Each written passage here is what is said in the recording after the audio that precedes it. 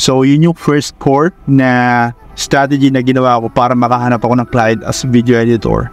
Dapat na bagay na ginawa ko para makuha yung first client ko as video editor. Number one is naghahanap ako ng market or yung mga tao na gusto kong maging client. So you can choose realtor, mga broker, mga content creator, mga nagbabalak na i-maximize yung YouTube or Instagram para sa business nila. Number two is that ano ba yung mga challenges nila sa business nila and paano ba sila matutulungan. So kung hindi naman video editing yung service na ina-offer mo, pwede kang mag-search sa YouTube yung mga challenges na meron yung market na napili mo. For example, ang napili mo is mga nag-e-commerce. So you can search sa Google na top 10 business challenges of e-com business owners. So lalabas doon. And then from that 10 list ng mga business challenges nila, doon ka mamimili or filterin mo kung ano ba yung service na pwede mong mai-offer or yung service na gusto mong i-offer sa kanila. And then pangatlo,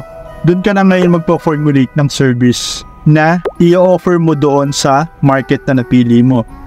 So if napili mo is video editing para sa business nila or general na virtual assistance or bookkeeping or kung ano pa man yun, you can freely do that. So depende na lang kung paano mo siya i-manage. Pangapat, if alam mo na yung 3 na yon, you can now try to connect to people na ganon yung industry or ganon yung business na meron sila. So paano mo nga ba kumonek? Saan ka nga ba makakahanap? Andyan yung Facebook, andyan yung LinkedIn, andyan yung mga iba't ibang social media account para mag-search ka manually, but minsan may mga applications na ginagamit para makahanap ka ng mga tao na belong doon sa industry na yun. So yun yung first core na strategy na ginawa ko para makahanap ako ng client as video editor.